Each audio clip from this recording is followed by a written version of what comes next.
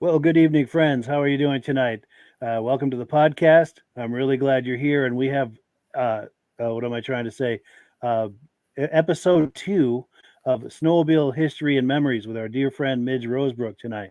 Midge, how are you? I'm good, Mike. How are you? Doing good, thank you. Well, cool. And we've got a fun-filled episode for you tonight. Let's dive right into it. In fact, item number one is something Midge and I did. We did an interview at the Lancaster Motel, and I've got to give them a shout out because they are very gracious about supporting us. Anytime we try to do any kind of historic footage, anything like that, they're always happy to do anything they can to help us.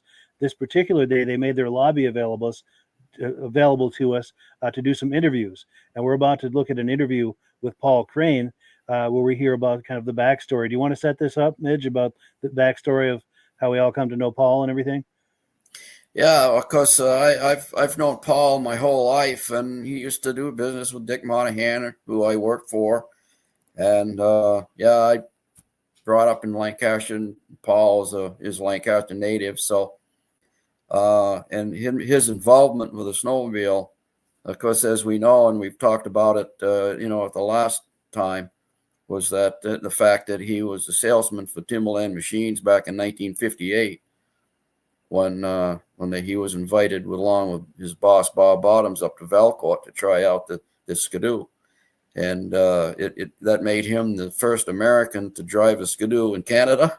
And then they took one and they shipped it down to Lancaster on December 4th, 1959, and Paul is the one that uncrated it and put gas in it and took it out and gave it a spin. So he was the first American to actually drive a Bombardier Skidoo, which, of course, most historians will look at the Skidoo as the machine that kicked off the recreational aspect of snowmobiling. Yes. Because of the way the chassis was. It's a one-piece design. The engine was in the front, not in the rear. It just took off, and but Paul was on the ground floor of the whole thing. Right at the very beginning. The very you can't beginning. Get more beginning than that, you can can't you? get any more than that. I mean, he went to Canada and drove it first. Yeah. Drove the prototype. Sure. So. And this interview clip that we did with him in the lobby of the Lancaster Motel, we hear from his own mouth some of those stories and anecdotes of those experiences of being the first American to ride a Ski-Doo in the U.S. and in Canada. Right. So let me cue that up, and we'll take a look at that. Yeah, right here. Let's take a look. My name is Midge Rosebrook, and we've been talking here about the early days of snowmobile racing and how Lancaster tied into the whole thing. It was the first town in the United States to receive the Bombardier Skidoo in 1959. And this next gentleman is the first American in the United States to ride one. And there he is, Mr. Paul Crane, my friend. Yeah, my name is Paul Crane. I have the Crane Snowmobile Museum, and we have the Hall of Fame, Midge and I, together down at my museum.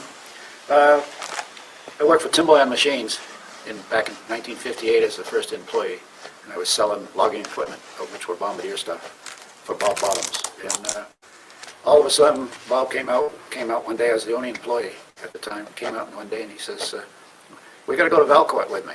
We're going to look at something they want us to sell, maybe." So we went up to Valcourt in 1958, and it was in the summer or fall. And Armand Bombardier was standing on one side of me.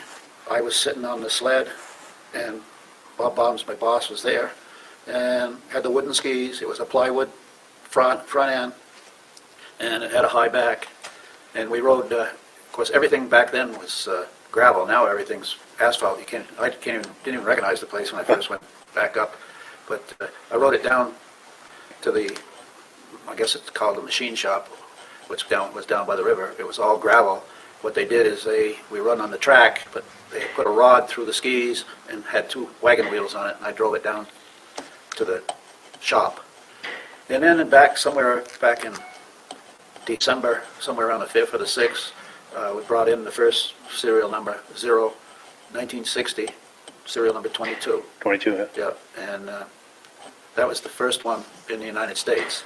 And of course, Timberland Machines had places in other spots, especially in Ontario and everything. And they had serial number 17, 16, and 14, I believe, up in Canada, about the same time. And what happened was, all of a sudden, we got it down here, and I had it, which I have pictures of it out east of Lancaster, where I live now, on snow. And that was the first time anybody was riding. And then we rode a pile beside the museum, you might as well say, in the fields, with the wooden skis on it. And it was quite a thing, because people would stop up in front of the Catholic Church and, you know, what the devil's that? These guys out on the thing. So then in the JCs, I was a JC because I was young then, and I believe it was 62, we had one of the first races, which was in 1962, which we were JCs. Bobby Clark was one of the guys with me, and so was Larry Connery, and Mike, maybe? no, No? and it was, I can't think who the devil it was. There's 2 or 3 others. Claude Reed? Claude came in later. But we had a race there for kids mainly. Yeah. And that was the start of the race. And then, of course, in 63, we had the International Grand Prix. And then in 64, we had the true Kilkenny Cup Grand Prix. And, you know, it's quite a history of things on that. But, And Paul and Bob Bottoms picked the cup up, right? Didn't right, yeah. We went down to Laconia and picked the Kilkenny Cup up, which is now at the clubhouse of the Lancaster Snowdrifters. Okay. Yeah. Timberland Machines purchased it for the club. Yeah, Bob Bottoms came up with the money on it. Yeah. And it was quite a discussion about it. So Bob and I can't remember who other people were with me, but we decided, I said, a big cup. And they finally did it with the names of the winners underneath it. And it really turned out to be, I think, one of the best racing trophies in the United States and highly Canada. sought after. And Canada, really. Nice, yeah. And then, of course, after all the races, we'd have the motel here, Lancaster Motel. They'd all come back here, and they'd give the trophies out, and, of course, have some beer and whiskey, because there was a bar here. Nice. And Everybody would party and have a good time? I don't remember if they had hors d'oeuvres or not. I know they had good booze. Yes. But that's what really happened down here. And then, of course, in 64, there was a bunch of us that started the first snowmobile club, which is the Lancaster Snowdrifters in 64. Yeah. Do I understand that's the first snowmobile club in America? It is the first snowmobile club. That's impressive. Yeah. Just like the race. We're the first race, the Kilkenny Cup. We beat Eagle River by a week, I think it was. Wow. By a week, yeah. By a week, wow. Yeah. They jumped ahead a little bit, though, since then. Yeah. Yeah, for sure. Yeah, we were, you know, as big a race as Eagle River was back then. Yeah. You know, when you have a factory team travel all the way from Minnesota just to race at Lancaster, New Hampshire, Yeah, you have to be on the map for that. yeah, I mean, you were like the big red pin on the way to race map, you know? Of course, we didn't always have an oval. We used to have a cross-country race, Yes. which Bob Eastman really did a job on. Oh, yeah. Anybody that was around here. That was his forte? I should have brought it in way ahead of time. And then there were some of us that went up Mount Washington. And They were the first to ascend Mount Washington. and they, on snow machines, and it was very treacherous, because back in 68, somebody let go of their machine, and it went over it was a motor ski, went Yeah. down over 800, Tumbling down. It was 800 feet in the gully. Still down in there. I think it's still there, but I'm not sure. Wow. Yeah. And of course, Midge and I got together and started the Hall of Fame, but I've always, you might as well say, since 1961, I had a 1961 Skidoo, and Bill Doolin and I, and Pearlie Whipple had one of the first ones. But Pearlie Whipple and I used to go up into Nash Stream and up Phillipsbrook. It was the first ones. Trappers were up there, because Pearlie was a trapper. Yeah. And we were trapping beaver, and the pulp piles were 10 to 20 feet high, and we could drive right up Right up on him? onto them with the 61 Skidoos. No wooden skis on the ones we had. Yeah. But we'd go up there, and he found quite a few places. But one day we met a trapper. Of course, he was on snowshoes the whole time. Yeah. And this is 6 miles back in the woods. Wow. So he's gone back quite a bit, and he says, "What are you fellas doing?" And he wasn't too pleased, and really found out Pearlie was looking for beer. Were the trappers impressed by the snowmobile, by the snow invention? Yeah, but we had a lot of fun. We'd done a lot of stupid things. Bill Doolin and I, like going down the Israel River here, Yeah. with the ice breaking behind you all the way. I mean, we really had a lot of fun. That's cool. And out where I live right now, in 1962, Bucky had the first 62 one, which was Timberlands, and I had a JLO engine on, not a Rotex. And we were out there coming back, and there's a guide rail on one of the poles just before you get to my place. And next thing we knew, Bucky was up about 20 feet in the air, hanging there. The ski got caught. Oh God. So we've had a lot of fun. Yeah. We broke trail over to Berlin, which was the first time. And that's why I a little provoked, because the U.S. Forest Services can't use their land for riding on, but yet it was in their AMC book that the trail was up over Willard Notch.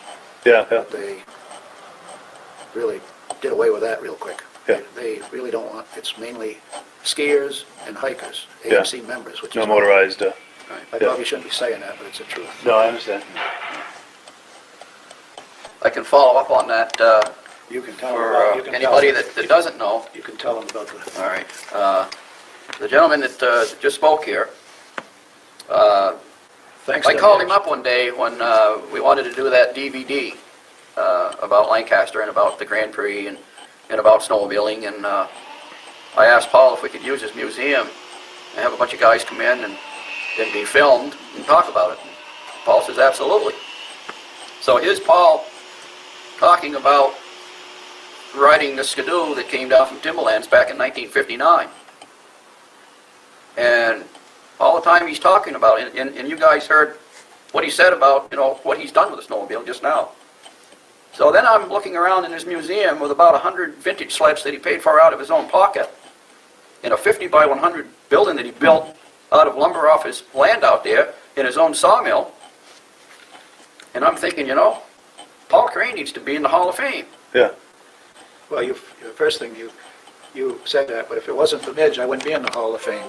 But the thing about it is, Midge was sitting at that meeting the whole time mulling it over. Yeah. And all of a sudden realized, hey, he's the first American to ride on a snow machine, and nobody knew that. Yeah. After the meeting, he says, excuse me, what I'm going to say, he says, why the hell didn't you let people know that? I said, I really don't care. So anyway, one day I come down. I've got a 1948 Jeep, Willis Jeep, that I ride in the summertime, and I drove down to Paul's museum. And he's got a big shop right next door for his heavy equipment, and he and his son Robbie were walking across the parking lot. And I stopped the Jeep and got out, and I says, Paul, I have no idea how I'm going to do it because I've never done anything like this before. But I said, I'm going to try to put you in the Hall of Fame. And Paul says, Midge, he said that would be kind of nice, but he said, I really don't care one way or another. He says, I know I did it, but I says, no. I says, Paul, I said, if anybody should be in the Hall of Fame, it's Paul Crane. Yeah. I spent the next 3 years compiling all kinds of stuff and getting testimonials from half a dozen people about Paul's career in snowmobiling. And I sent them to the first museum out there, was the Snowmobile Hall of Fame in St. Germain, Wisconsin. And they sent an email back and said that, well, Mr. Crane wasn't a racer, and we do mostly snowmobile racers here. You should try the International Snowmobile Hall of Fame in Eagle River. So I did, and I sent some information, and I got a little email back from Mr. Tom Anderson, I think That's it was. it, that's right. There's And- one thing that you skipped too, is when you were mentioning the Hall of Fame and everything, there was, when Midge did this, the biggest thing was, a lot of the people that could verify what I did Not around. weren't around. So Midge had a hell of a time finding things. Yeah. It was just lucky enough that 2 or 3 of them, like Bert Moran, which was a truck driver for Timberland in 1958 even, verified it, and then Midge called Bombardier and Yeah. verified more. Yep. I just wanted to get that in there because he's the one that did this. Yeah. Yes, yeah. Yeah, I did. I emailed Bombardier, actually, and I got a lady by the name of Madeline Hull, and she was a historian for Bombardier. And I asked her, I said, can you tell me where the first Skidoo came down into the United States from the Bombardier factory? She said, Timberland Machines, Lancaster, New Hampshire, on December 4th, 1959. I copied that. Yeah. And that's part of the, But I did this later. Now, getting back to the first email to Mr. Anderson, I apparently didn't have enough information, because he emailed back and he said, gee, he said, that's kind of interesting that Mr. Crane was the first person to ride the Bombardier Skidoo. He said, I'll tell you what we can do. He said, I'll have a plaque made up, and I'll set it on a tripod in front of our 1961 Skidoo that we have here in the museum. And I wrote back an email. I said, Mr. Anderson, with all due respect, Paul Crane's not going through the side door at that museum. Right. He's going through the front door. Yeah. So the next 3 years, I put him through the front door. Yeah. Nice. And you worked hard to make that happen. He did. Yeah. And we worked just as hard to get the Racing Hall of Fame for all New England and New York. We really did. Yeah. So.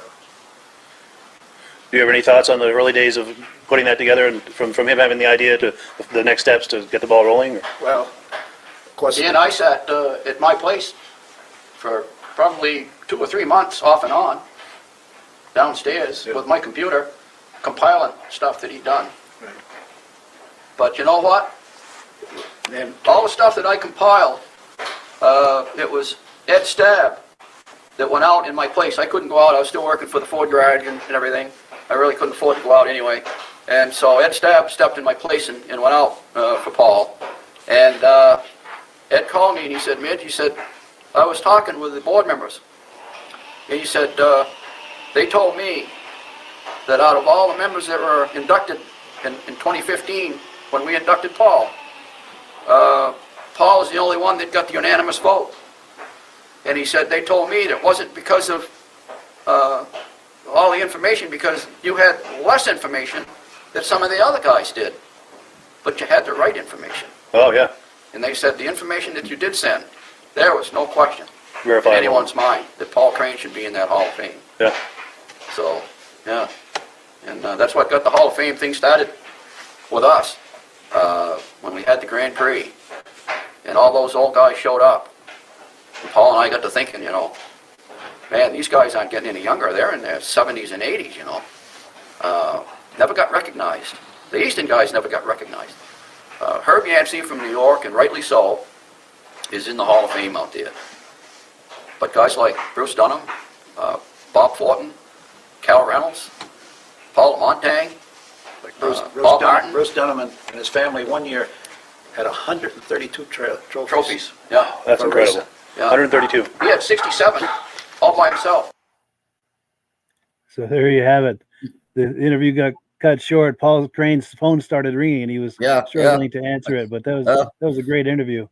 Paul's a busy man. Oh yes.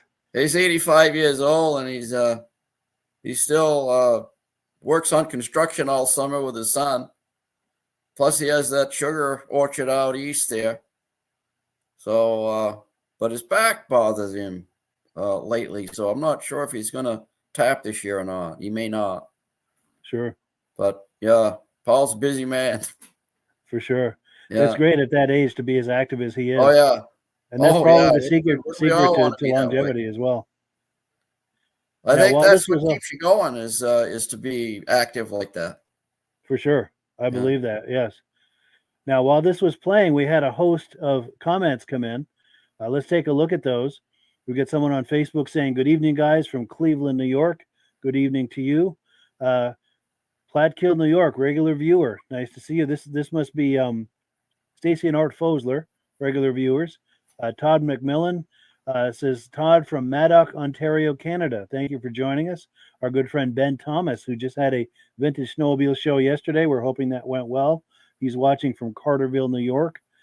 Midnight Rider says, love the sled podcast. Well, thank you so much. We love that you love them.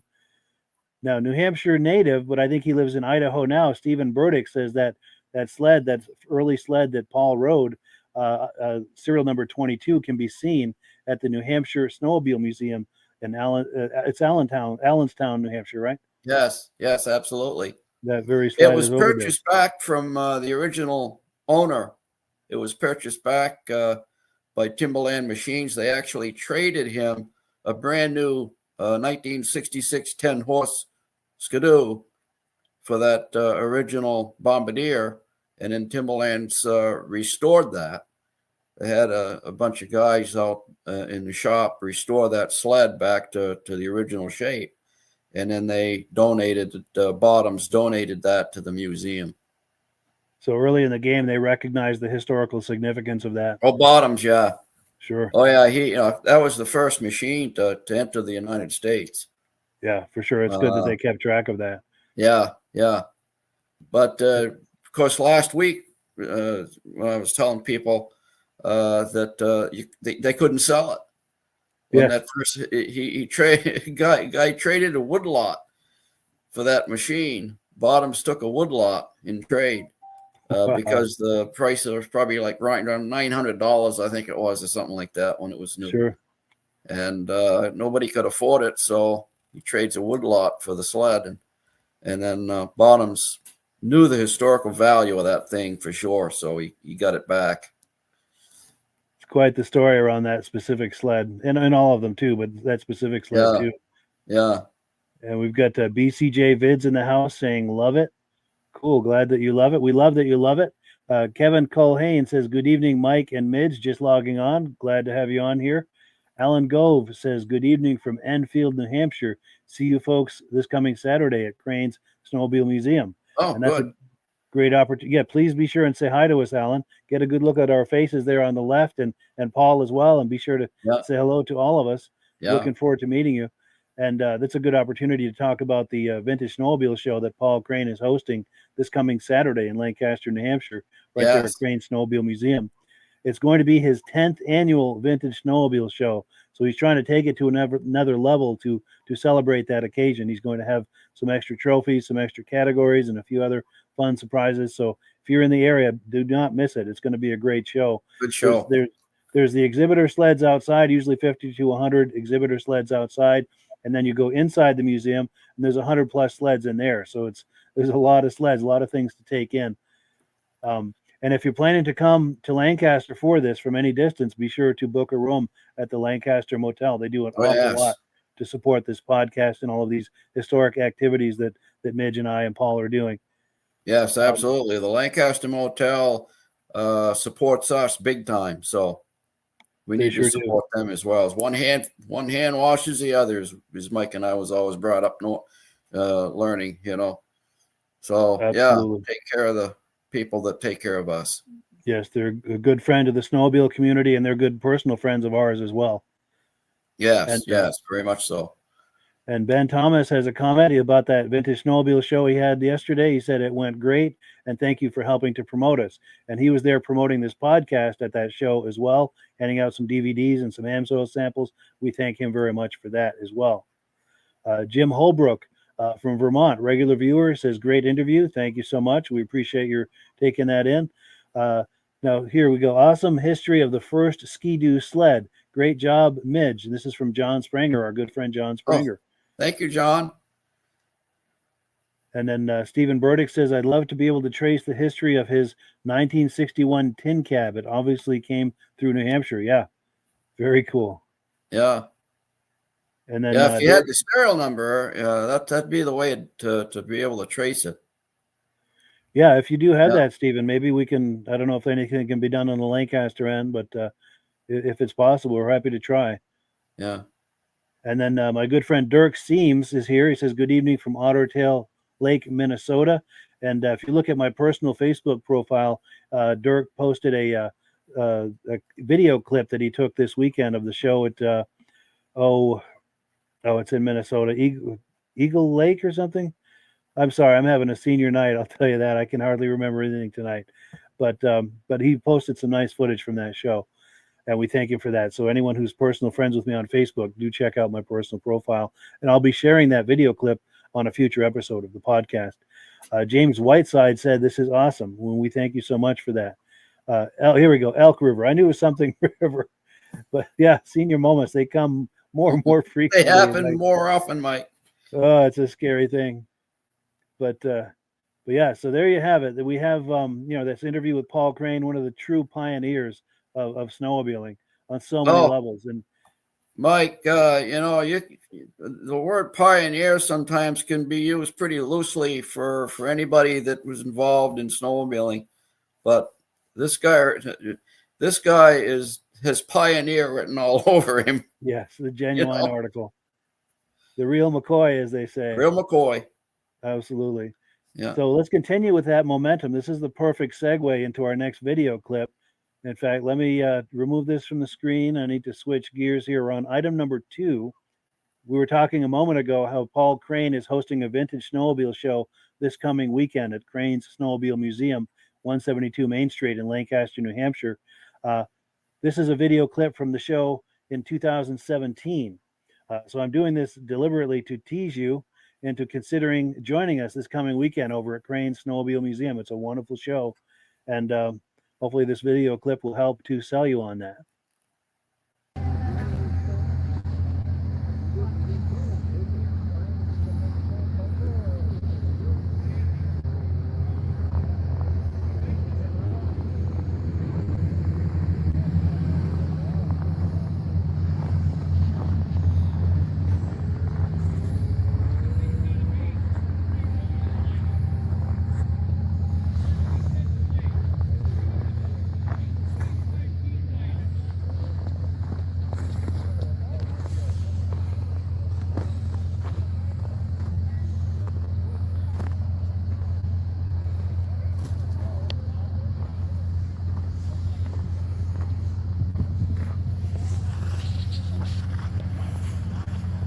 How's it going?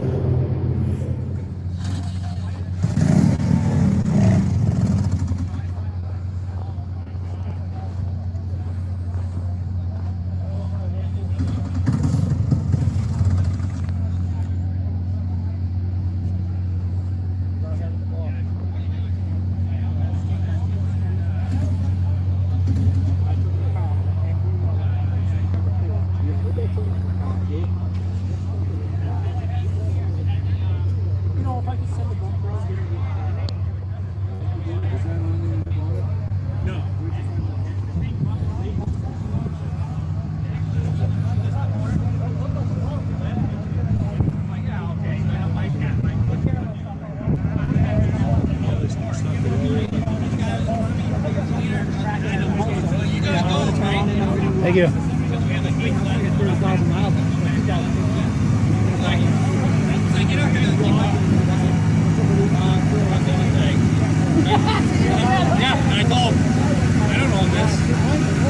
Excuse me.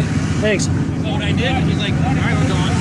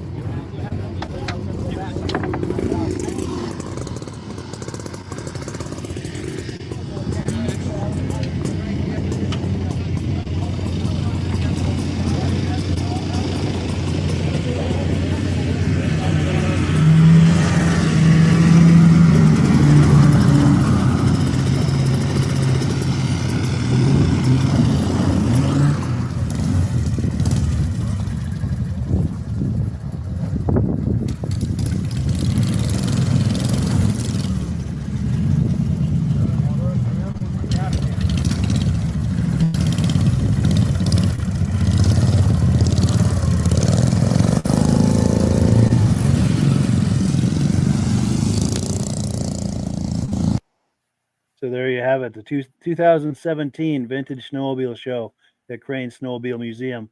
I have to make a note about this. You see a lot of blank spots there on the snow. That is because you see this pickup here. I was doing this videotaping a little bit late. People were already loading up their trucks and trailers and getting ready to go. So there's a lot of sleds that I missed. I just happened to get there late. This is my first time at the Crane Show, so I wasn't quite sure what to expect, when to get there, all of that. But certainly not my last visit to the Crane Show, I'll tell you that. That's Conrad Rollins, by the way, Mike. Are you kidding? No, that's Conrad. That was his last show. Really? Yeah. Wow. Yeah. Yes. Talk to us about Conrad. Fill us in on Conrad. Yeah, that number 22. That was the sled that I believe that's the sled that my cousin purchased from Vicky. It was a 443 cylinder that he was gonna run in the 50 and over race at the Grand Prix. And so he brought it to Paul's show. I think that was Friday that Paul had his show. And he was going to run it either Saturday or Sunday at the Grand Prix. But he ended up, he didn't run it. But yeah, I have a photo here somewhere of Conrad standing in front of that sled. But yeah, that's him loading that. Wow. Yeah. The late, great Conrad Rollins. And he has been inducted into the Eastern Snowmobile Racing Hall of Fame. That very year, 2017. That was the first year. That's wonderful. Yeah. That is wonderful. Yeah. So that sled's in good hands. Yes. Yeah. My cousin will take really good care of that machine. Wonderful. Yeah. Now we've got Bud Gordon here with his Snowjet, his Thunderjet. Yeah. He brings that to a lot of shows. It's always fun to see that. Yeah, that's pretty cool. In fact, if anyone was at the Old Forge show in 2022, he had it there inside the building. Yeah. Yeah. And Yeah, cool. that's We've got very some cool. comments coming in. Let's see what we've got here. Okay. Oh, we've got the serial number on that number Ski-Doo, the 1961 Ski-Doo of Stephen Burdick's, 612384. We'll have to make a note of that. Yeah. Yeah. Yeah. Look into that. If there's any way to look into that on this end, that would be wonderful. And hopefully somebody's watching the podcast and may have a collection of old Ski-Doos, and maybe they'll go out and look. Yes. Yeah, for sure. See what their serial number is on them. Yeah. And then we've got James Spranger says, good evening to Mike, Paul, and Midge. Thank you so much. We appreciate that. James Whiteside says, what an honor it was to be the first man from the U.S. to ride these incredible machines. Can't imagine the feeling back then. Yeah. When this is all completely new and wonderful. Yeah. Yeah. Yeah. Oh, and then someone, John Spranger Jr. is saying, I like the Thunderjet on that wagon. Yeah, that's always fun to see at these shows. Yeah. Yeah. Absolutely. And then someone else is saying, wonderful podcast. Thank you, Mike and Midge. You are very, very welcome. Thank you. And David Lowry says, very cool, guys. Thank you for sharing this. Well, thank you so much. Yeah. And before we switch gears, I just have to remind everyone that the next Crane Show is this coming weekend, this Saturday, the 3rd of February. It's always the first Saturday in February. This is at 172 Main Street at Crane's Snowmobile Museum in Lancaster, New Hampshire. And we'd love it if you join us. Midge and I are going to be there. Paul Crane, of course, hosts the thing, so obviously he'll be there. But it's a wonderful event. It's the 10th annual, so he's trying to take it to another level with some extra trophies, some extra categories. Wants to make it really special. And I think it's supposed to be nice weather, too. Not as cold as it was last year. It was cold last year, yeah. Oh, I just got out of the hospital, and as you know, and I just couldn't make it. Yeah, it was bitter cold. It was too cold. Yeah.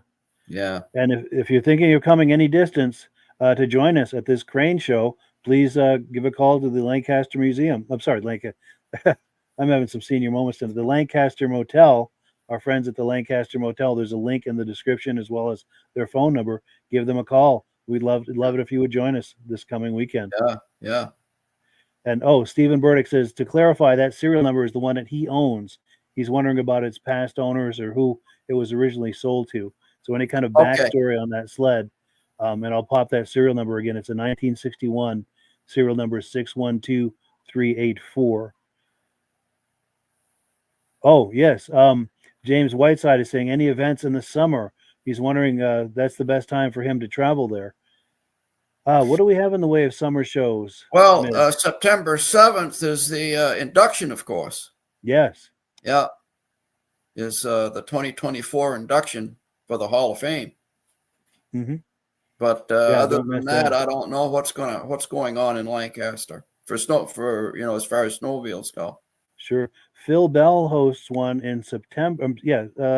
October, I think, in Bethlehem, New Hampshire. And then our mutual friend In Pittsburgh. Ray Lacasse, yes, in Pittsburgh, New Hampshire. He does one in September. Yeah. Both excellent shows. Ray And I'm had sure me judge the last couple of years up there. And yeah, it's really nice up there because it's at the base of the Murphy Dam. Yes.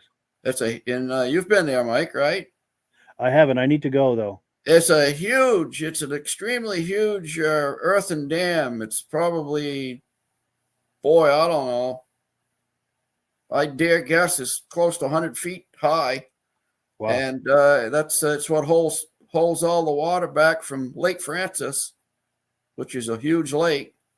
And you can walk across the top of that dam and look down on the show. It's like looking at like a bird's eye view. That's something to see, I'm sure. Yeah, it's a nice spot to have that, really. Yes.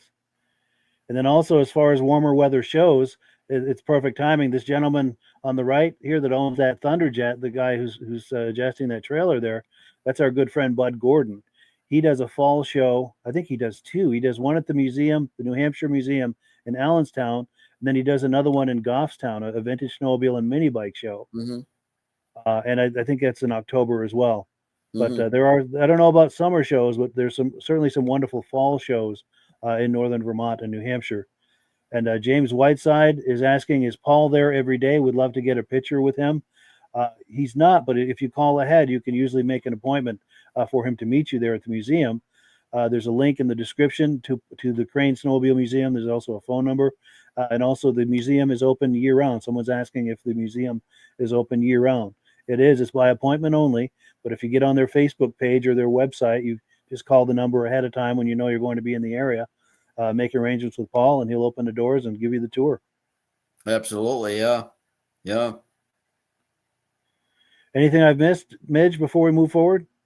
No, other than mentioning Bud. Bud is heavily involved in all of this stuff. He puts on a couple of vintage rides. In fact, one last weekend at Bear Notch down in where was it? Just above North Conway there. It's that little town. I couldn't make that, but yeah. And then he has one in the Franconia Notch in March. First, I think it's like the 3rd or something, 2nd or 3rd of March. He has a vintage ride down in Franconia. Yes.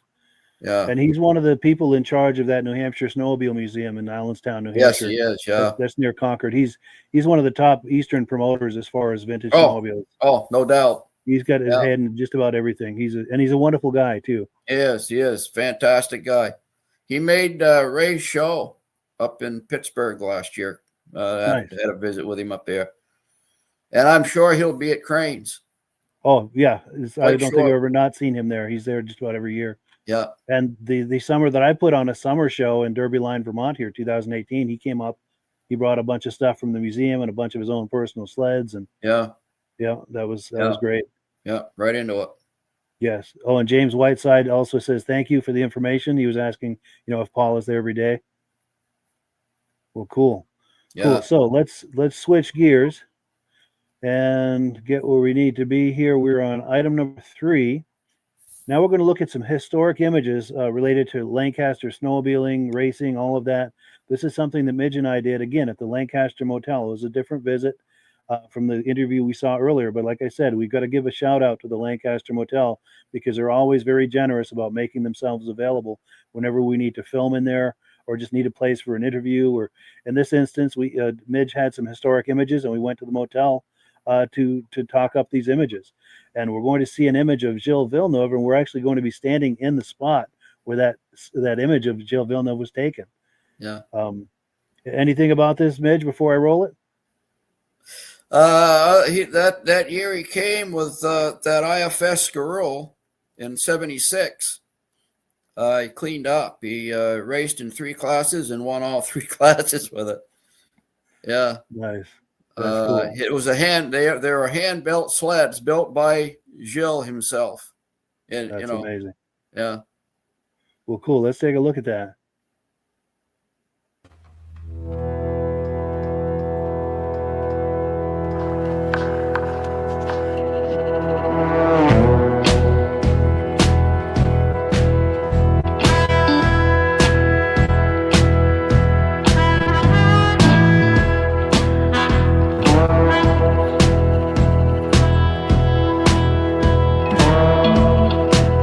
This is where the great Gilles Villeneuve picked up his trophy right here at the Lancaster Motel back in 1976. He debuted a revolutionary IFS Scarroux. He took all 3 classes he entered, and here he is getting one of his trophies from the Grand Prix Chim that year, Whitey Leonard, who was also the chief of police. So there's J.R. Tozier, and he was one of the top snowmobile racers in the East back then.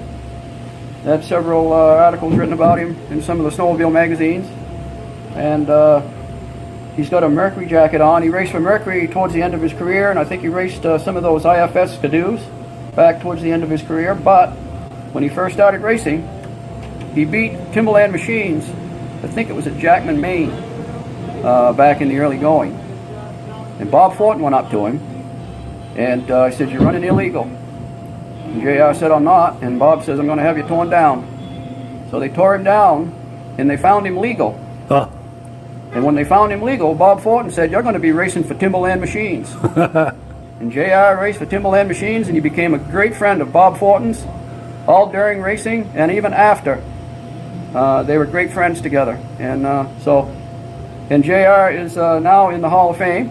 He was inducted in the Hall of Fame back in 2019, I believe. And he's a good friend to all of us.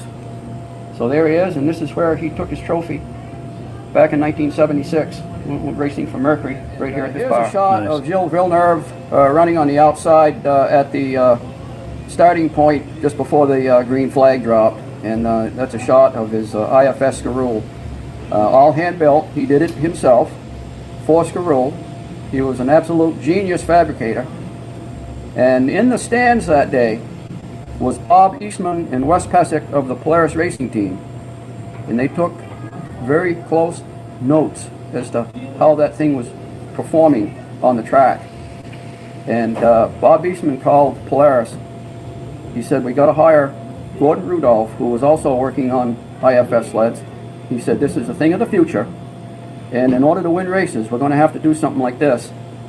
And in 1977, if anybody ever followed racing back in those days, they did their homework that summer because they debuted the little RXL IFS sled and it cleaned house that entire year. I don't think anything ever won more races, first, second, and thirds, is that little Polaris RXL. That's awesome. And they called it the Midnight Blue Express, and it all started with this gentleman right here in 1976. Catalyst for the whole thing. Yeah, he was the beginning. And what sled today doesn't have an IFS suspension? True. So yeah, it was quite an exciting time to be living back then. On the inside is J.R. Tozier, and just on the outside of him is Gilles Villeneuve on that IFS Scarroux. If Gilles hadn't showed up that weekend with that IFS Scarroux, this guy right here, J.R. Tozier, would have won just about everything because he came in second behind him on a LAPIERRE Mercury. So yeah, but that was the Grand Prix in 1976. Big names there. Yeah. Herb Yancey was running there. Ron Hall was running there. Big name Eastern driver. There's Villeneuve with his back turned. He always had a real high number. I don't think he raced the circuit per se to ever earn a low number, but where he did race, he won. So I don't think he ever earned enough points to get a low number. But I don't think he had to. No. Yeah, because he showed up with his hand-built sleds, and he always won. So you have a number one deer boot, you win a race everywhere you go. Yeah. So that's The it proof right is on the there. track. Yeah. And of course later he raced in the Formula One circuit, and unfortunately that's where he passed away. He didn't buckle himself properly in the seat of his Formula One car, and it flipped and tossed him out. That was a horrible thing. We lost an innovator, a genius, Yeah. Villeneuve. Yeah. The legend. Ted Wynot, the flagman, and he did a lot of the announcing during the trophy presentation, and he was a class act. Teddy Wynot was very well liked by everybody. He never played favorites. There are a few people he probably didn't like, but I don't think he ever played any favorites. Everybody respected Ted. I worked with Ted at Riverside Speedway when Mike Beatty owned it. He was a flagman up there for a good number of years.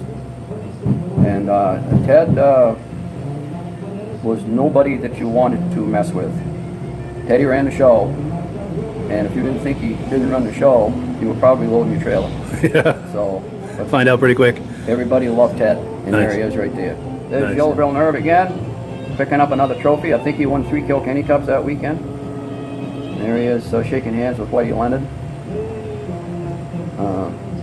I tell you what, folks, I was a Bobby Orr fan, and a Carl Yastrzemski fan, and a Ted Williams fan, and Mickey Mantle, but they didn't come to Lancaster. Yeah. This guy came to Lancaster. Yeah. You want to know how big an event Lancaster Grand Prix was back in the day? Very few venues were big enough to have the governor of New Hampshire come and make a speech. And here's Mel Thompson, 1976, coming to the Lancaster Grand Prix and making a speech. So how big do you have to be to have the governor of New Hampshire show up in northern New Hampshire in the middle of the wintertime? Yeah. And there he is. Nice. Yeah. So it's the governor. If you put that up for a sec, Yeah. the governor's in the middle, and who was on the right and left? Governor Mel Thompson's in the middle. Lyle Hersom, who was a representative from Groveton, New Hampshire. He was also the voice of the Lancaster Fair every year for many years. And on the right is Whitey Leonard, who was the Grand Prix chairman in '76, and he was also the chief of police. And he was a big guy. You didn't mess with Whitey.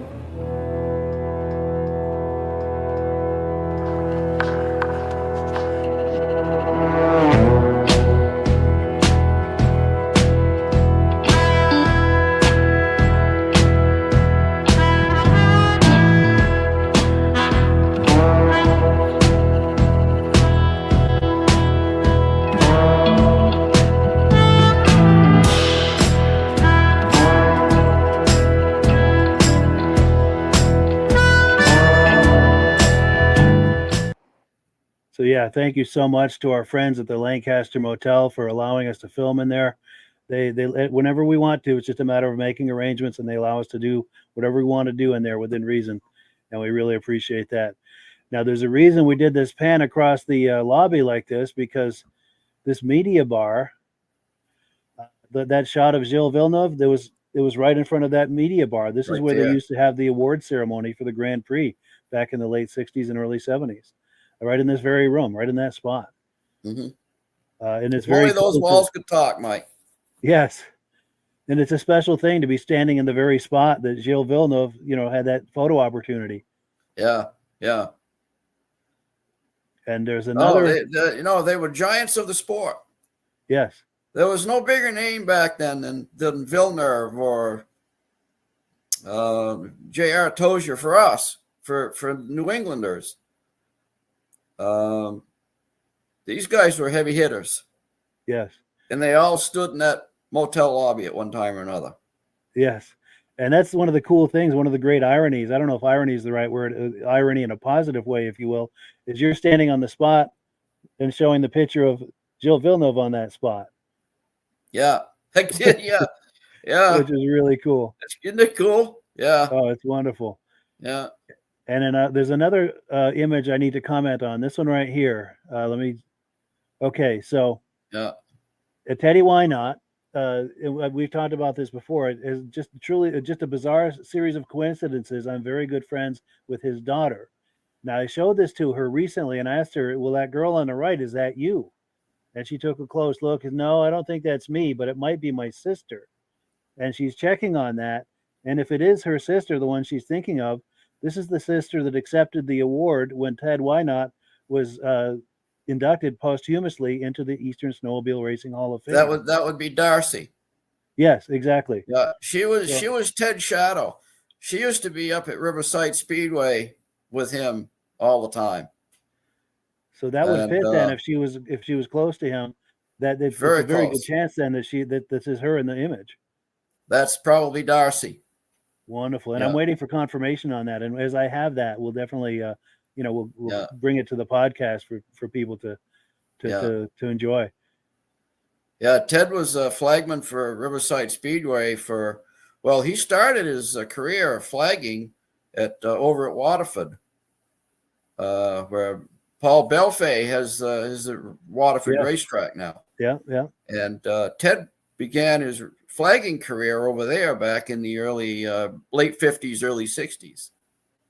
And he just as the snowmobile racing started getting popular, there was big demand for flagmen, and Ted just automatically went over to snowmobile racing in the wintertime and flagging at all of those events.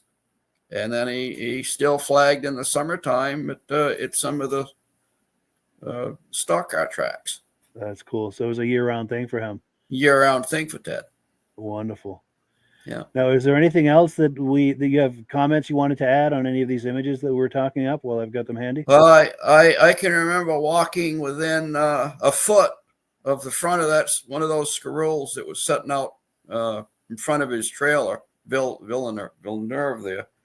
Yeah. And I stopped and looked at the thing, and was just wondering at the radicalness of it with that IFS. And I was standing right in front of it, and I think Jacques, his brother Jacques, was in the back of the trailer at the time too. Jacques used to help him. Wow. Yeah. Talk about brush with greatness, huh? Oh, I was blessed to be able to be involved with that whole thing. Yes. Sure. Just growing up around it all the time. Yeah. Yeah. Now we have comments coming in. We've got MD on YouTube saying, "Good evening, fellas. Good evening back. Nice to see you." James Whiteside says, "Awesome," and we thank you for that. Jim McCrae says, "That's great stuff, guys. Thank you so much." And Ben Thomas says, "Agreed. Love this history lesson." Well, cool. Yeah. Good deal. And look at the crowd. Yes. Good point. In the back there, it's just a sea of people right there. Yeah. Yeah, it was a big deal back then. Big deal. Now, this is a good opportunity, Midge. There's one of my favorite stories that you tell, and I'm sure you see this coming, about when the Team Arctic tractor trailer was late that year. You want to pick it up from here and tell that story? I love this story. Yeah, that was about 70, 71 when the Grand Prix really started getting off the ground. The officials were waiting for Team Arctic, the tractor trailer, to show up, and so they could get the show on the road. And they wanted to get going around 8 o'clock or so, and the trailer hadn't showed up yet. So they get on the CB, and they got a hold of the truck driver, and they says, "Where are you?" And the driver says, "I'm stuck." And they said, stuck. They thought, he was off the road or something. In a ditch or something. And they said, "Stuck where?" And he says, "I'm stuck down here at the intersection." He says, "The traffic is backed up down Main Street as far as I can see, and they won't let me in." So they had to dispatch a state police cruiser down to the traffic circle, and they escorted this tractor trailer all the way up the left-hand side of the road, because the right hand, of course, was full of traffic. So here's this tractor trailer going up the left-hand side of the road and into the fairground so they could get the event going. That's amazing. That's how big this thing was. And the thing that made me think of that is that illustrates just how big that was and what a mob that attracted to the town of Lancaster. And I think that year Oh, you said there was something like 15,000 people that bought tickets to oh see yeah. the races that day. Oh yeah. Yeah. And if you look at the sea of people here, you're probably looking at, 10,000 people there. Yeah. And And that's only just a partial view of, I mean, that there's a whole bunch of people in front of those sleds going up into turn one. yeah. And to have that kind of a crowd descend on Lancaster for a weekend, it's almost like a smaller version of the Woodstock Oh my situation where gosh. everything was just backed up, Yeah. Oh, It it was a was a huge, wonderful thing for Lancaster to have that Grand Prix. oh yeah. Yeah. I mean, the sidewalks folded up, in the fall, nobody came to Lancaster. There was nothing to come to Lancaster for. Sure. And then when the Grand Prix hit, now people had a reason. Lancaster came alive. Yeah. Yeah. And then James Whiteside is saying, and back when you got snow early, he said, boy, what a concept, snow. It's Yeah. true. The last few years, snow has been so scarce. Yeah. We couldn't do the Grand Prix. If we wanted to do the 60th reunion would be next weekend. Wow. And there's no way that would have ever happened. No. We haven't had cold enough weather. Yes. Yeah. Oh, and then Todd McMillan is saying, first time viewer, and I love it. The history of the snowmobile. Well, thank you. I'm glad you're Oh, here, wow. Todd. Yeah. And since you're here, Todd, we do this every Sunday night, and we also do another Vintage Snowmobile podcast every Thursday night at 9 p.m. So wherever you're viewing this right now, circle back 9 p.m. Eastern time, Thursday evening, and then Sunday nights for what we're doing here. Midge and I Yeah. have at least another 1 or 2 nights of this sort of thing. And then I always do long form videos on Sunday nights. So there's always something here in this time slot Sunday nights, and we always get something on Thursdays. So yes, Yeah. if you're enjoying this, please join us. We're very happy to have you here. Yeah, absolutely. And I want to thank Mike for doing this for us too. Oh yes, it's my pleasure. Yeah, And I mean, and thank you as well. It's a wonderful collaboration. Oh, definitely. Yeah, we've been collaborating for probably 5 or 6 years now, and Yeah. it's wonderful for everybody. It's a big win for everyone. Yeah, yeah, absolutely.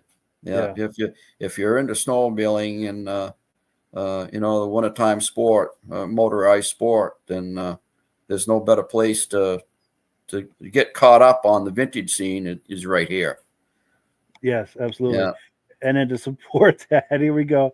Here's a good comment. James Whiteside said he's made his girlfriend mad because he watches these podcasts. Yeah. Yeah. Oh well. Well, cool. We thank you for that, and I hope it's worth it. And our apologies to your lovely girlfriend. We thank her. We thank her for her support. It's only an hour. Yes, exactly. Well, cool. Well, let's keep this going. Let me switch screens here. We're on item number 4. Now, you've heard us talk an awful lot on this podcast about Crane's Snowmobile Museum, and we're going to take a look at a video clip that I did. In fact, Midge and Paul and I were there back in 2018, and they gave us a tour of the museum. So let me cue that up. While I'm queuing that up, the thing I'm going to add is this is 2018. So as anything, change is constant with a museum like this. He's constantly adding new sleds, selling off sleds. There are also sleds in there that are on loan from various collectors. So it's constantly changing. But this is a snapshot of what was going on at the museum in 2018. I'm also telling you this so that to make you curious about coming in to see what's in there now, because a lot of the machines are the same, but there's a lot that have changed. That's kind of where I'm going with that. But let's cue this up and take a look.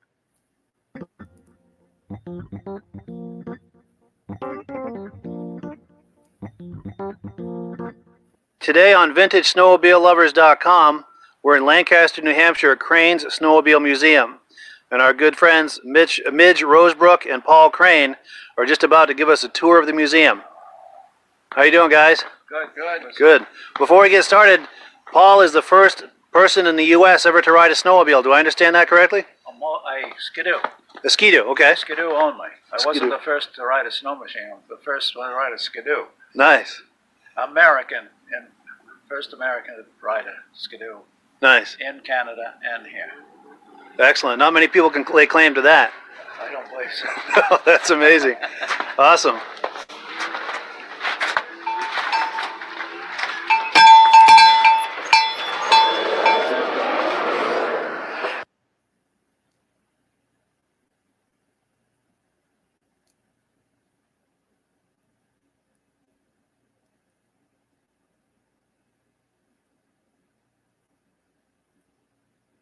I'll just start down this row here. All right. Everybody can understand what just by looking at them, what they are. So we'll go down this row here first, and then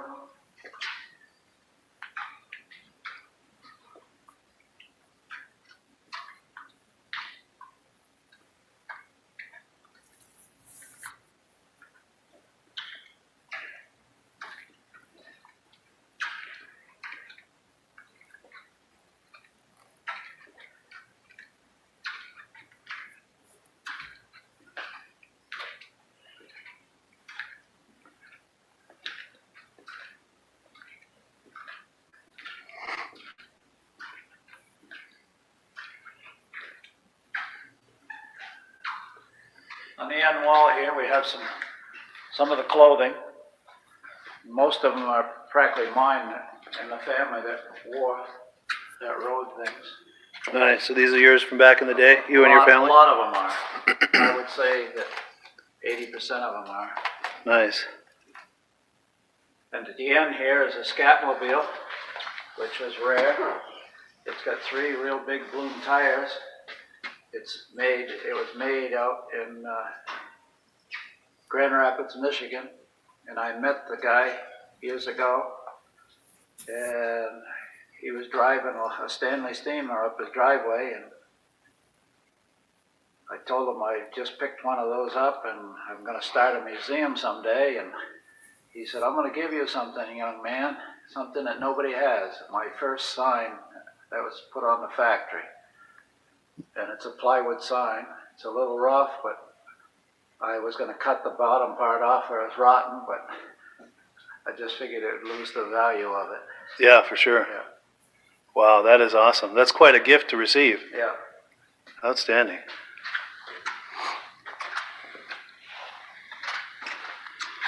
Cool. Then I got patches on the back wall. Oh, yes, yeah. Patches on the back wall. Yeah. And See if I can get in a little closer on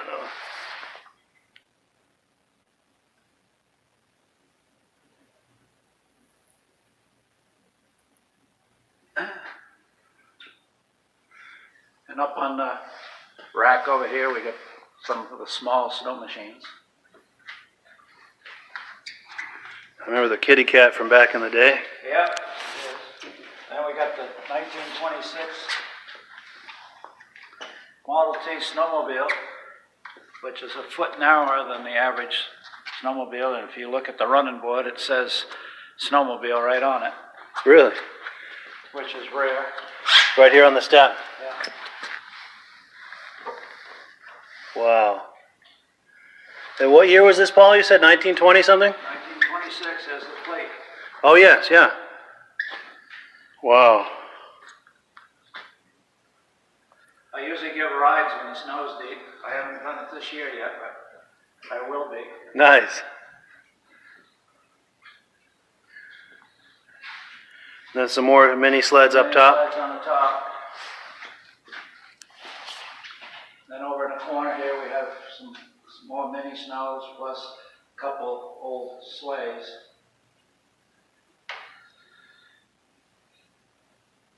Nice. And then these are some of the early mass-produced ski-doos? This is a 61 Skidoo with the wooden skis. This is a 61 Skidoo with the replaceable steel skis, because the wooden ones we'd go out in the field and we'd break them. Huh. Wow. Now that first sled that you rode, was it similar to this one, or Just like that. just like this one? Yeah. Wow.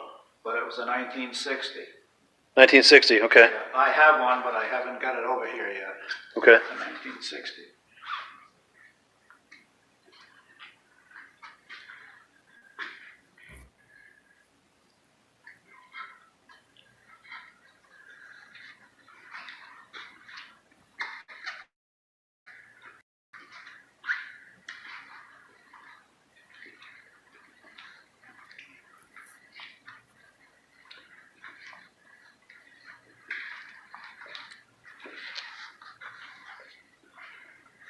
Skidoo Elite. I sold those, and they sold for $19.95. Really? Yeah. Wow. That one has got 200 and something miles on it. Unreal. That's a nice shape. And I think they stopped making those in what, 2005 or something? They started The Elite? 2004 and 5, I think they made a silver one. Yeah. A much more modern looking one. Was that the last year, do you know? Yeah. It was, okay. I like that TNT. Bill Silver. Lux Nordic. Oh, yeah, yeah. Now I see a shift lever on that. Did that have reverse? Yes, reverse. Yeah. Nice. And did it have like a low gear for No, it's just the regular. just a reverse? Okay. But it's mint. It's only got 200 and something miles on it. Nice. A buddy of mine growing up had a silver bullet like that. Then we have the 64 tin cab motor ski, Wow. which they didn't make very many of them. Then a 65 motor ski.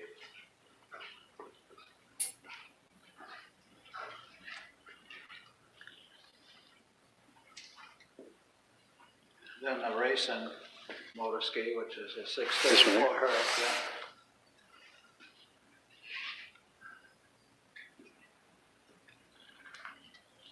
And then this here was a 500 racing sled that apparently, so I've been told, the factory had it, yeah. Motor ski factory had it. Wow.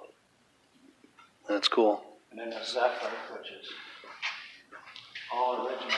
Wow. 1970, yeah.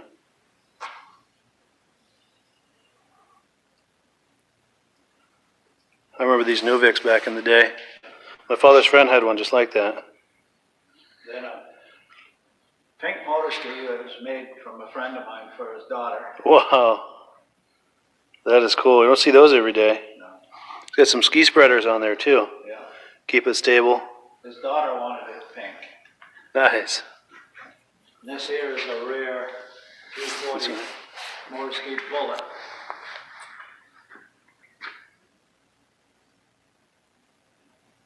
Wow. And the 340 Sonic, Supersonic, Pro sled.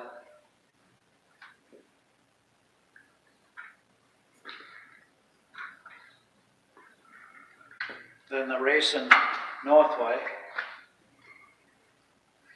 They only made 21 of them. 21. 21 Wow. sleds. Yeah. That's a real big hood. Does that mean there's a real big engine underneath? Or Yeah, it's a 440. 440, yeah. Nice. And this racing cat.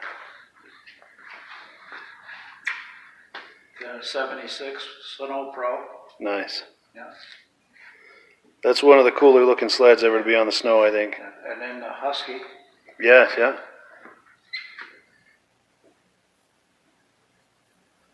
Of course, the RV, Skidoo RV that they raced in 75. Nice. Those are awesome.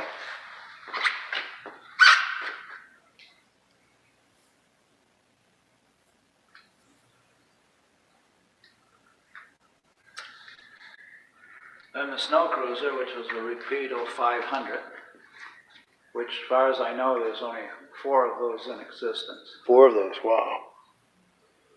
That's amazing. There's one in New Brunswick, I understand. I've seen that one. And I understand there's one up in Peterborough where they came from. And I don't know if the one's still in New Jersey or not, but there was one down there. Nice.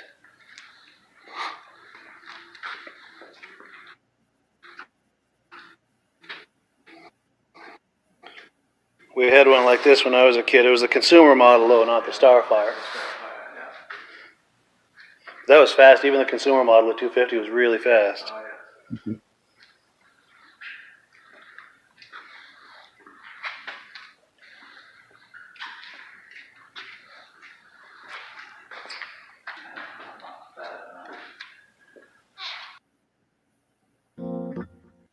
So there you have it. Crane's Snowmobile Museum, 172 Main Street in Lancaster, New Hampshire.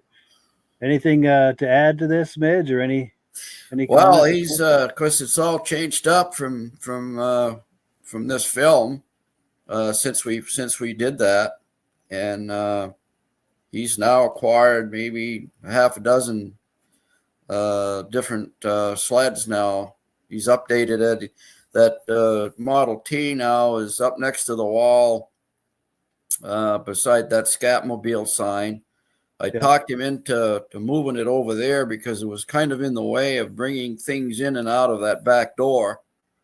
Sure. And so that's over there. And yeah, he's got several new vintage sleds in there now. So it's totally changed from he's got a black dot Skidoo now that he didn't have before. Yeah. Yeah.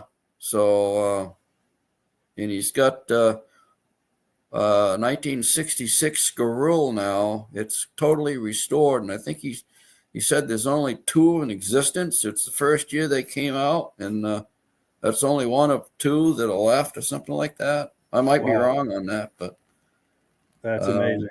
Yeah, so it's worth going to the show is one thing to see everybody's sleds outside, but as you mentioned, now you get to go inside, and Paul doesn't charge for this. True. During the show, it's an open house, so you get to go in and look at all of this stuff. But drop $5 or something in his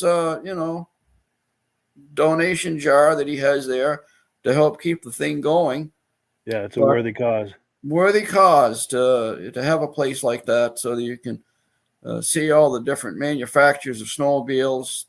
Back then, there had to be well over 100 different makes, and and Paul has, boy, I don't know, what do you think, Mike? At least 50 or 60 different brands. Oh, easily, yeah. Yeah, easily. And we just kind of went around the perimeter. There's still like the whole center of the museum. Yeah, they still have that whole center full of sleds. Trying to pan over to that right there. Look at that, all those sleds in the center. Amazing. Yeah. And then it's constantly changing. He'll add some new ones. He'll sell a few off, and there's sleds in there that are on loan from collectors and racers, and so it's. He tries not to have duplicate. Sure. He tries not to have 2 of the same thing. Sure. I mean, he might have half a dozen Skidoos, but they're all different years, different models. Yeah. Yeah. Yeah. So. And in case you're just joining us, this coming weekend, this Saturday, the 3rd, they're going to have a snowmobile show, a vintage snowmobile show right at this location, right at this museum. That's right. So there'll be exhibitors outside, probably 50 to 100 exhibitor sleds outside. Plus you come inside to warm up, and you can look at 100 plus sleds inside the museum. And then they'll have pizza and hamburgers and hot dogs and things and stuff to drink. The chili's excellent. Yep. Chili. Yep. And that food area is, if you look at the mini sleds on the far corner there that are up high, that's that little corner there. That's what that wall is. There's a little kitchen in there. Yeah. And you just walk up to there and tell them you'd like a burger or a dog or some chili, whatever it is that you'd like, and you can go in there and get something to eat and something to drink. And right. Yeah, it's a wonderful show. For my money, it's one of the best shows in northern New England. Oh, I think so. It's best bang for the buck, no doubt about it. Absolutely. Yeah, between the exhibitors outside between the exhibitors outside and what's going on inside. And I don't even think he charges the exhibitors, does he? No, he doesn't. There's no fee to bring your sled to participate in this. No. Paul is so good about stuff like that. But like I say, as a donation jar, and throw a couple bucks in there for him to keep the thing going. All of this is out of Paul. Paul. Yeah, he does this out of pocket. Yeah. Yep. And he still has to pay taxes on the building. Yeah, pay for the lights and the heat. The building itself's not. His museum's not nonprofit. Only the Hall of Fame. Yes. Oh, and that's right. The Hall of Fame is in there too. The Hall of Fame is on that back wall. Yeah, let me see if I can find that corner there. We can. This is 2018, so there weren't as many on the wall at that time. But yeah, I don't know if I can. Oh wait, no, I don't know if I can find it. No. But yeah, the Hall of Fame is in there, and we've got plenty of comments coming in. There's about 32 plaques on the wall right now. That's amazing. So. In fact, our good friend here, Midge, our guest tonight, is the founder of the Eastern Snowmobile Racing Hall of Fame. I've been doing that. I think the first induction was 2017. They've got an induction every year. They induct 5 or 6 new pioneers of Eastern racing, and it's a wonderful event. I happen to think of it, and then I knew of a guy that might have a nice place to put it. Yes. So I made the phone call to Paul, and I said, "Are you sitting down?" He says, "Well, I can." I said, "What do you think about having our own Hall of Fame?" He says, "Let's do it." And the rest is history. That was in 2016. We did our first induction in 2017, and we just did our 7th this last fall. So. And it gets bigger and better and more wonderful with every passing year. Yeah. And the one thing I always say about this, I know you see this coming, but it's wonderful to have this induction ceremony to recognize all of these people. But the other byproduct of this that maybe none of us anticipated is it's also become a reunion for this community. It's a place where this whole community gathers every year. Yes. Past, present, and future inductees. This is the event of the season for all of us.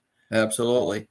And when racing ended in the early to mid 80s in the area, in New England, when it kind of came to a screeching halt, all of those guys that used to race each other every single weekend, Saturday and Sunday, they partied together, after the races were over.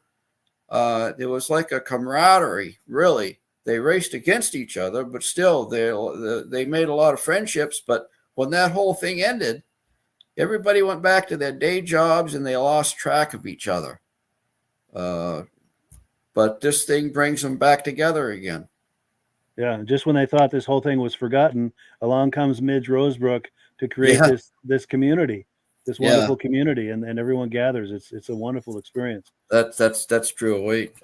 They thought we had forgot them. Yeah, we had forgotten. And the nice thing about it too is it's a very informal experience. Everyone is very approachable. If you see somebody, you're more than welcome to walk up to them and say hi to them, get a photo opportunity with them. Get an autograph. Yes. And you hear a lot of wonderful stories being told back and forth. Remember that time on the track and turn, something was going on in one of the turns, and 50 plus years later, they remember every detail about that. Moment, and then maybe add a little extra too to make it. Yes. Yeah, absolutely. They get a little, they stretch them out a little better. Yes. And I hope you will consider joining us this fall, September 7th, Saturday, September 7th, the Eastern Snowmobile Racing Hall of Fame, 8th annual induction ceremony.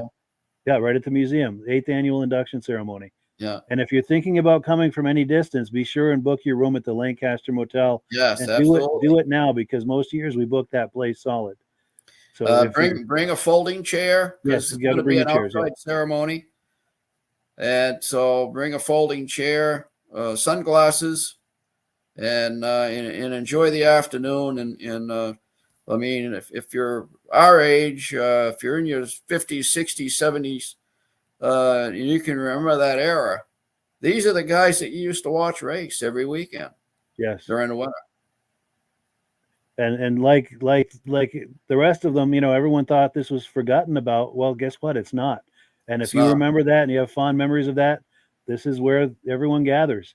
This lives on, folks. It's a wonderful. This is the history of the sport. Yeah, and it lives on.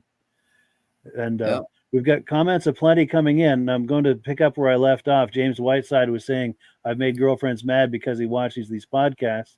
And then there's a follow-up comment to that. Ben Thomas said, "Earbuds help to keep the peace." Cool deal. Now RG is saying he prefers the Huskies. I think he was looking at that one in the corner there. The let's see if I can find. It wasn't a Husky, but it was one of those. Yeah, right there, that yellow. Yeah, right there. Yeah. And Todd McMillan says, "Thank you from Maddock, Ontario, Canada." Cool deal. Someone on Facebook is saying Midge is a wealth of knowledge. Absolutely. Well, I just grew up with it. Yes. Yeah. Talk about being in the right place at the right time. Right. Yeah, at the right time. I grew up in Lancaster with all this going on. Timberland Machines, all of their top drivers always hung out at my Uncle Dick's golf station, and that's where I was. And so I grew up with those guys.